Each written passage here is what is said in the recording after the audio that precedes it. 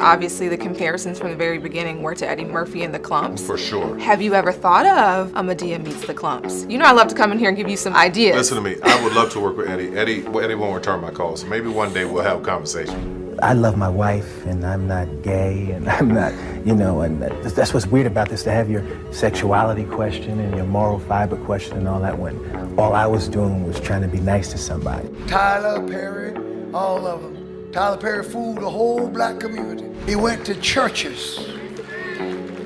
Went to a place where he could... Eddie Murphy is stirring up serious waves, and this time he's not joking around. He's putting huge names on blast, and the fallout is getting louder by the minute. In a bombshell that's got folks shook, Murphy is calling out none other than Tyler Perry and Bishop T.D. Jakes, accusing them of being tied to something way darker than anyone expected. Murphy's not just hinting, he's spilling. He says Tyler Perry's been pulling shady moves behind closed doors for years, hiding behind his fame, his studio empire, and his polished public image. According to Eddie, Perry's been using all that power not just for clout, but to stay tight with the elites, even if it means taking advantage of vulnerable boys off camera. Eddie's saying this goes deep, a world where fame, manipulation, and silence all feed off each other. And it doesn't stop there. What Eddie says about Bishop T.D. Jakes is straight up wild. He claims Jakes wasn't just sitting on the sidelines. He was actively covering things up. Using his church leader status and public respect, Murphy says Jakes helped shift attention, block the truth, and keep the public clueless, all to protect those wrapped up in the mess. Murphy's calling it for what it is, a system built on secrets, where the powerful protect their own and shut down anyone who dares speak out. He says this isn't just bad behavior. It's a full-blown cover-up that's been running for years, with Perry and Jakes right in the center of it all. Every time Diddy's name pops up in shady industry talk, somehow Tyler Perry's name ain't far behind, like clockwork. It's happening so often now that people are starting to side-eye the pattern, and it's raising eyebrows for real. But here's where it gets even crazier. Rumor has it that Tyler Perry might actually be taking orders from Diddy. Sounds wild, maybe, until you hear who's supposedly connecting those dots? Eddie Murphy. And Eddie doesn't usually dive into drama. He stays in his lane, rarely getting into industry mess. So when he does speak, people listen. He's been around long enough to know what's going down behind the scenes. Lately, Eddie's been pulling back the curtain on the dark side of Hollywood, especially when it comes to how black artists are treated. He says it's no accident that so many of them are kept separated, not by distance, but by design. The system, according to Eddie, wants them divided to stop real power from forming. That ain't a coincidence. It's strategy. And here's the kicker. Despite both being industry giants, Eddie Murphy and Tyler Perry have never worked together. Not once. That's not just strange. It's downright suspicious. For two of the biggest names in the game to have zero collaborations, it screams like something deeper's going on. Maybe personal, maybe political, or maybe, just maybe, it's all part of that same system trying to keep unity off the table. Behind the scenes, there's a fear. Maybe it's about control, maybe pride, maybe just survival, but it's real. The kind of fear that stops powerful people from teaming up, scared it might shake the very empire they built. But fear like that doesn't just pop up. It gets planted. And when you hear Eddie Murphy talk lately, it starts making a whole lot of sense. Eddie's been booked and busy, over 50 projects in 5 years, but only a few of those were with black directors. That says a lot, not just about opportunity, but about who's being held back and who's being kept away. He's not naming names, but Eddie's definitely saying something, just not out loud. And sometimes what's left unsaid hits the hardest. Think about it. Have you ever seen Will Smith and Denzel Washington share the screen? Nope. Meanwhile, Pacino and De Niro have made it a tradition. That's no coincidence. It's like there's a silent wall keeping these black legends apart, and it ain't talent or demand that's stopping it. It feels like it's part of the game, a setup designed to keep unity out of reach. Yeah, maybe some distance is smart in a cutthroat system, but come on. We're missing out on iconic moments, creative history, and real cultural shifts. That same weird gap shows up with Eddie and Tyler Perry. Two giants, no collab. On paper, makes zero sense. Eddie Murphy and Tyler Perry, both self-made powerhouses, legends in the game, yet not one crossover, not a single joint project. Why? According to insiders, Eddie's been hip to Perry's alleged behind-the-scenes tactics for years, and he's keeping his distance on purpose. He doesn't want any part of the manipulation folks say Perry's known for, especially when it comes to how young black talent gets used and tossed aside. Perry's rise, from homeless to Hollywood mogul, sounds inspiring on the surface, but behind that success, things get way messier. Some darker-skinned actors and creatives have slowly pulled back from his circle, and not without reason. See, Perry came up during a time when black folks had little to no spotlight in TV and film. So when House of Pain, Meet the Browns, and all those Madea flicks started cashing in, Perry was seen as a hero for black representation. But for some, that representation came with a side of control, and that's where the red flags started flying. Perry's known for doing it all, writing, directing, producing, which is rare in Hollywood. But that tight grip, it's pushed a lot of other black creatives out. Like when he fired 4 writers from House of Pain after they asked for union protection. Those same writers helped build his empire, then got cut loose, and it didn't stop there. In 2015, Perry's stage production, Madea on the Run, got blocked by SAG-AFTRA and Actors Equity. Why? Because he wouldn't sign union contracts. That says a lot about who gets protected and who gets pushed out. This ain't just a minor issue.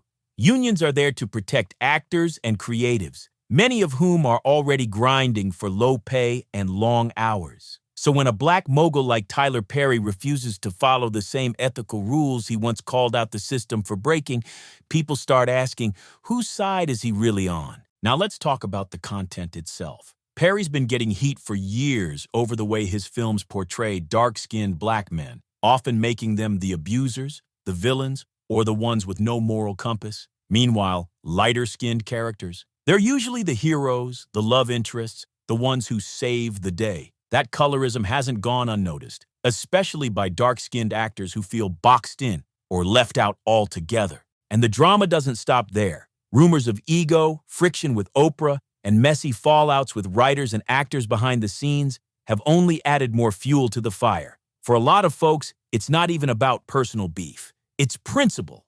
They just don't want to be part of a setup that doesn't value them or reflect what they stand for. Some actors see Perry's empire as a shot at fame. Others see a gatekeeper who made it to the top, then pulled the ladder up behind him. The truth? It might not be one thing. It's the pattern, the tight control, the anti-union stance, the questionable casting choices. And in an industry that's already known for pushing black talent to the sidelines, it's no wonder some of the best are walking away. This goes way beyond just industry politics.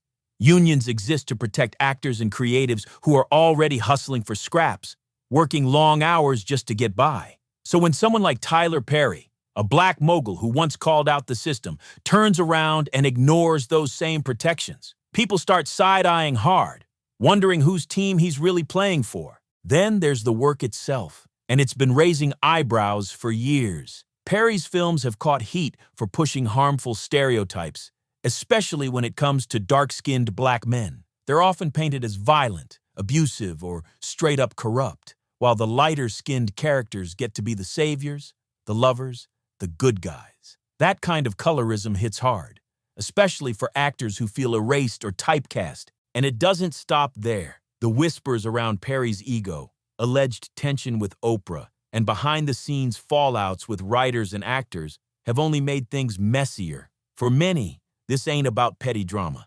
It's about standing on principle. They're not trying to attach themselves to something that doesn't represent them or their values. Sure, some look at Perry's empire and see an opportunity, but others, they see a man who climbed to the top, then shut the door behind him. The real issue? It's not just one thing.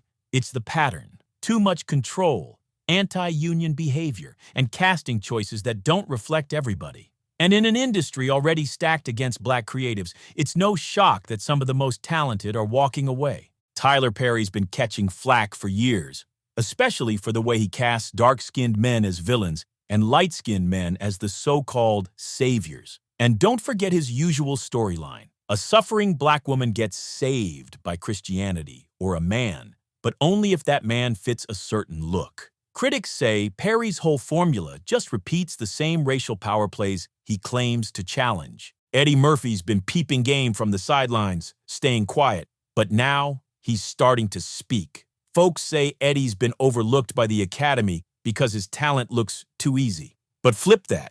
Who else has made damaging stereotypes look like entertainment and cashed in big while doing it? Eddie's not just spilling his own truth. He's exposing someone else's in the process. And it's coming at a time when Hollywood's shiny image is cracking wide open. We're not just talking scandals. We're talking about the entire machine underneath. The one that lets power get abused and truth stay hidden. And who's right in the hot seat now? Sean "Diddy" Combs. He started 2023 riding high. VMA performance, R&B album Love, and rumors of a BET deal. But just months later, boom. Lawsuits piled up, accusing him of everything from violence to trafficking. Then came a federal investigation, and reports that Homeland Security raided multiple Diddy homes. Sources even said the Transnational Organized Crime Division is on it. This isn't just about bad press. It's about the system finally being called out. One of the biggest shockwaves came from Cassie, the R&B singer who was in a long-time relationship with Diddy. Her lawsuit dropped heavy claims. Years of abuse, control, and violence. And even though the case was settled just one day after being filed, the damage was already done. The silence cracked, and suddenly, more people stepped up. Now, rumors are swirling that even Jennifer Lopez might be ready to speak on her past with him. But here's where it gets real murky. As more accusations surface, people are looking sideways at the industry, asking who protected who kept quiet, and who might be playing the same controlling game behind the scenes. That's when eyes start turning back to Eddie Murphy. Eddie's no loudmouth whistleblower. He moves smart. He's been around long enough to see what's going on. Lately, he's been throwing subtle jabs at the toxic culture in Black Hollywood. Not just outside racism, but the power plays within. And he's saying it loud enough now. Some of these moguls aren't who they pretend to be. It's not just Diddy's name that's floating. Tyler Perry's keeps popping up too. The talk is about who gets to tell the stories, who gets cast, and who gets locked out. Eddie's been warning us. There's a game being played where division is used as a weapon, teaching black creatives to compete instead of unite. Now that Diddy's house of cards is crumbling, people are asking, who's next? Who else is hiding behind the fame while keeping others too scared to speak? Eddie's done staying quiet because this goes way deeper than just one man. This ain't just about a few shady people, it's about a system.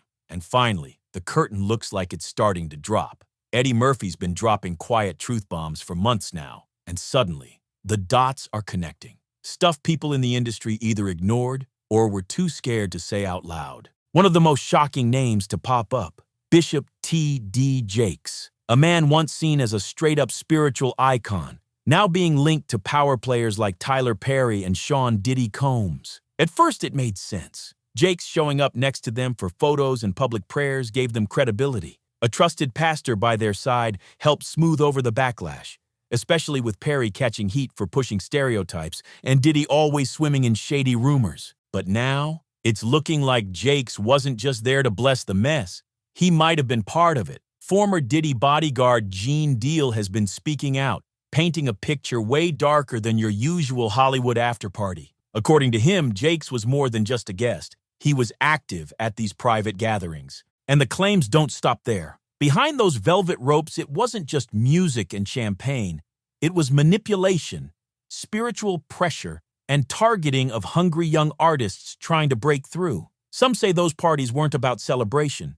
They were auditions, twisted power plays to see who'd play along and who'd get left behind. Words like rituals, industry sacrifices, and isolation tactics keep popping up in private circles. And if Eddie's not lying, then what's been hidden is way bigger than anyone thought. At this point, the patterns Eddie Murphy's been hinting at are getting way too loud to ignore. The lines between entertainment, influence, and spiritual leadership have gotten real blurry. And now Bishop T.D. Jakes, once a respected voice in the black church, is being linked to the same behind-the-scenes power network as Tyler Perry and Diddy, a web that runs on silence, secrecy, and control. While mainstream outlets stay quiet, Eddie's been dropping truth in bits and pieces, and it's cutting through. When you've seen how the industry really works, how power is traded, how dirty business gets cleaned up with a Bible verse. It gets harder to keep quiet. And Eddie, he's done watching from the sidelines. He's now openly saying that both Diddy and Perry tried to pull him into their circle.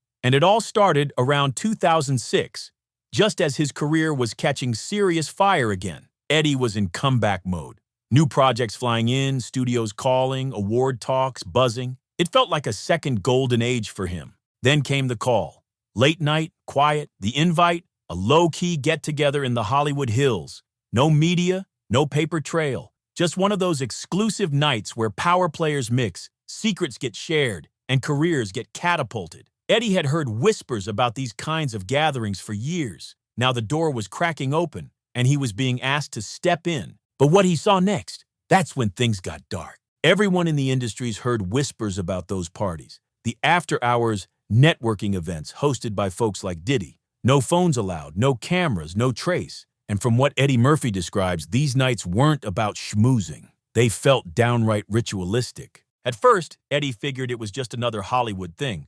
Show up, shake hands, sip a drink, smile at the right faces, then dip. But the second he arrived, he knew something was off. The place was a massive hidden estate buried deep in the hills, locked down tighter than any movie studio he'd ever stepped foot in. Getting in wasn't just security checking names. Nah, it was biometric scanning.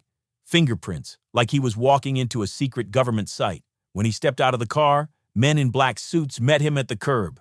No small talk, they just took his phone and handed him a tiny black card. It had one line printed, "Be who you really are." Inside, the crowd was stacked. Actors, musicians, even high-level CEOs, big names. But nobody was acting like it was a party. No drunken energy, no rowdiness, just cold stares, perfect posture, like everyone was watching and being watched. Eddie said the vibe felt more like an initiation than a get-together. And that's when the knot in his stomach hit. What he saw, and what was being implied, wasn't just shady. It felt straight up wrong. That night made him question everything he thought he knew about Hollywood's inner circle. He didn't say a word, just kept it cool and got out. Eddie played it cool. Said he was thirsty and slipped away. Diddy didn't chase, just flashed a grin and vanished down a hallway like nothing happened. But for Eddie, that moment changed everything. He realized quick, this wasn't a party, and it definitely wasn't about networking. It was a test, and he had just hit the line. Right then and there, Eddie said no. No to the room, no to whatever was about to go down, no to the whole setup. He didn't make a scene, just dipped out quiet. But he knew. That choice came with a price. He's been asked flat out if he thinks he was blacklisted. And he doesn't even blink. Yes, he says, cool and clear, not bitter, just real, because that's how the game works. Hollywood doesn't slam the door in your face. It just stops answering when you knock. No announcements, no press, no headlines, just whispers. Quiet convos behind closed doors where your name gets labeled. Liability. And suddenly, the calls stop. Studios say they're booked. The same folks who were hyped over your comeback, gone. Ghosted. Eddie broke it down. No big moment, just a bunch of small ones. One by one, the lights dimmed. The same producers who couldn't stop calling now had budget problems. He watched it all shift, slow and steady, like the shine getting stripped away piece by piece. Hollywood didn't throw him out.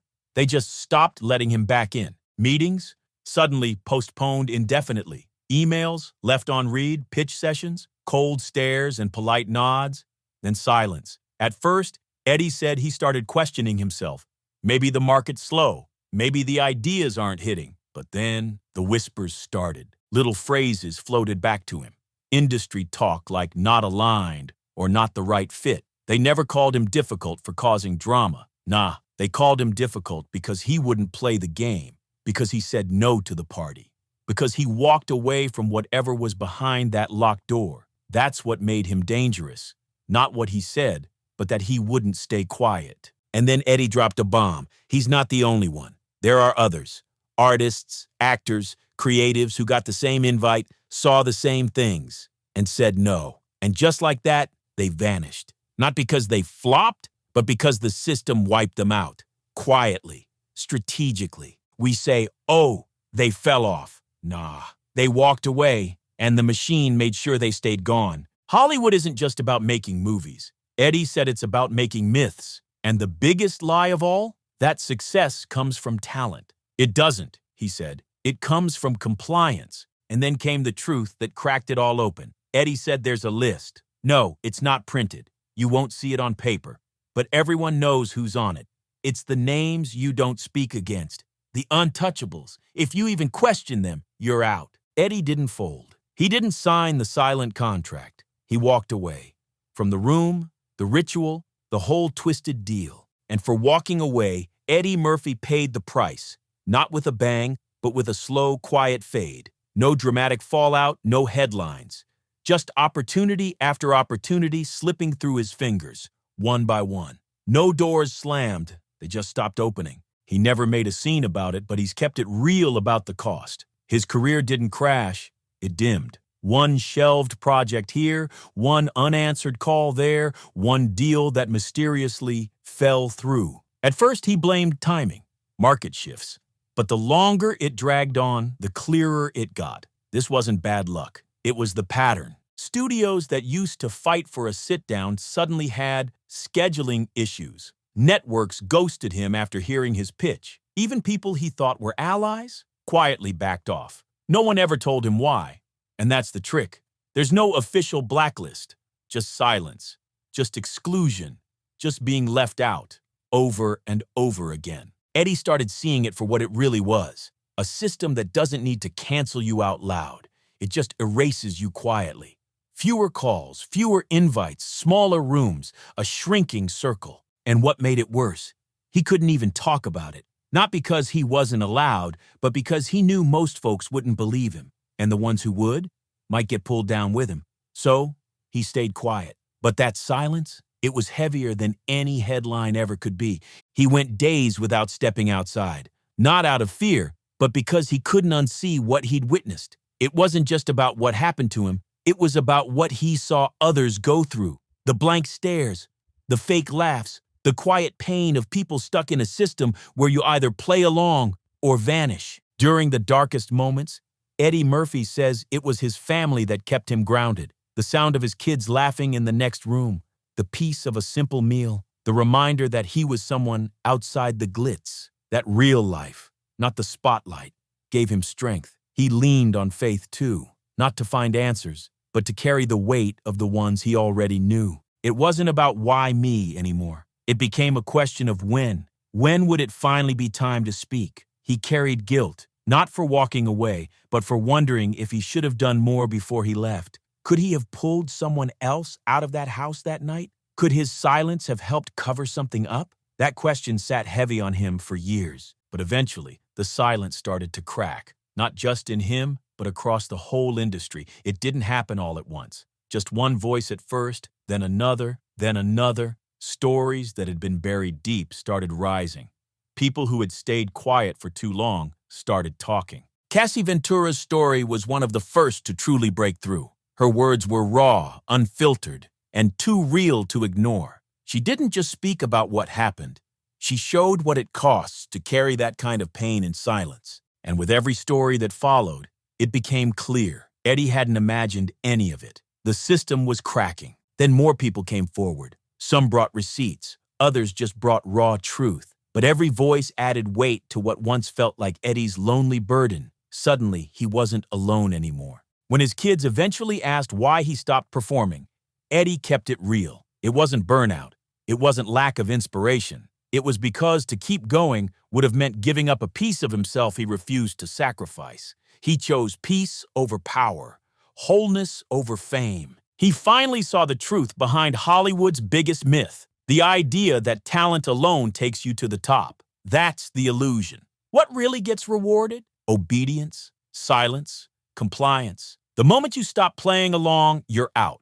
Not publicly, quietly, fully. What went down in those private rooms wasn't some wild slip-up. It was intentional, practiced, controlled. A polished machine fueled by fear, favors, and silence. And the worst part? It's still happening. But now, people are finally starting to name it. Eddie never set out to destroy a man. He's exposing the system, the blueprint, so nobody else gets built up just to be broken down the same way. What once felt like a burden is now a weapon. He's not chasing a comeback. He's protecting the next generation, making sure they don't have to choose between their soul and their shot. Because for Eddie, the real moment he felt free wasn't on stage or in front of a camera. It was the day he said enough and meant it.